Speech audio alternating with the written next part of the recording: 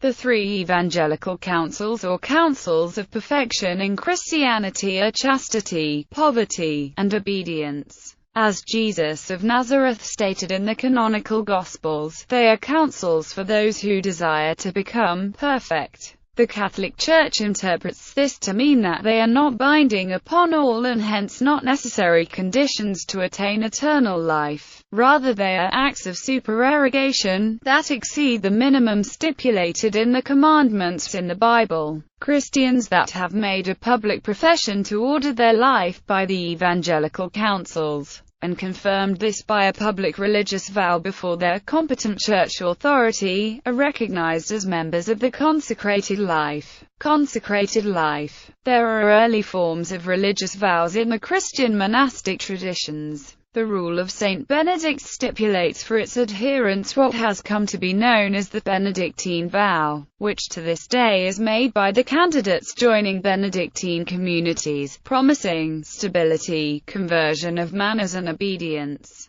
Religious vows in the form of the three evangelical counsels of chastity, poverty, and obedience were first made in the 12th century by Francis of Assisi and his followers, the first of the mendicant orders. These vows are made now by the members of all Roman Catholic religious institutes founded subsequently and constitute the basis of their other regulations of their life and conduct. Members of religious institutes confirm their intention to observe the evangelical counsels by making a public vow, that is, a vow that the superior of the religious institute accepts in the name of the Church. Outside the consecrated life, Christians are free to make a private vow to observe one or more of the evangelical counsels, but a private vow does not have the same binding and other effects in church law as a public vow and does not bestow the spiritual benefits that spiritual teachers such as Dom Columba Marmion attribute to the religious profession. A young man in the Gospel asked what he should do to obtain eternal life, and Jesus told him to keep the commandments.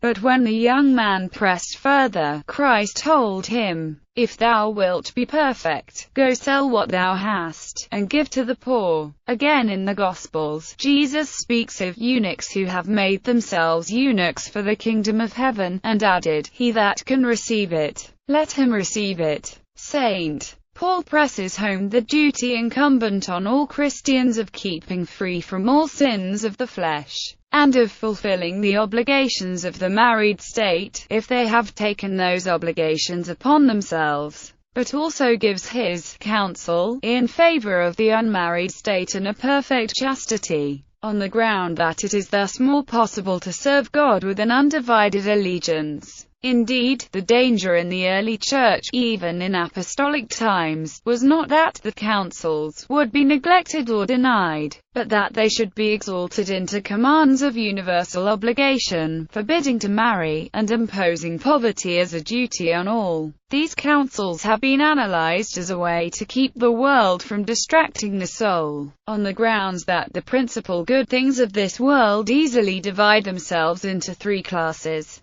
There are the riches which make life easy and pleasant, there are the pleasures of the flesh which appeal to the appetites, and, lastly, there are honors and positions of authority which delight the self-love of the individual. These three matters, in themselves often innocent and not forbidden to the devout Christian, may yet, even when no kind of sin is involved, hold back the soul from its true aim and vocation, and delay it from becoming entirely conformed to the will of God. It is, therefore, the object of the three counsels of perfection to free the soul from these hindrances. The love of riches is opposed by the counsel of poverty, the pleasures of the flesh are excluded by the counsel of chastity, while the desire for worldly power and honor is met by the counsel of holy obedience. Abstinence from unlawful indulgence in any of these directions is expected of all Christians as a matter of precept. The further voluntary abstinence from what is in itself lawful is the subject of the counsels, and such abstinence is not in itself meritorious,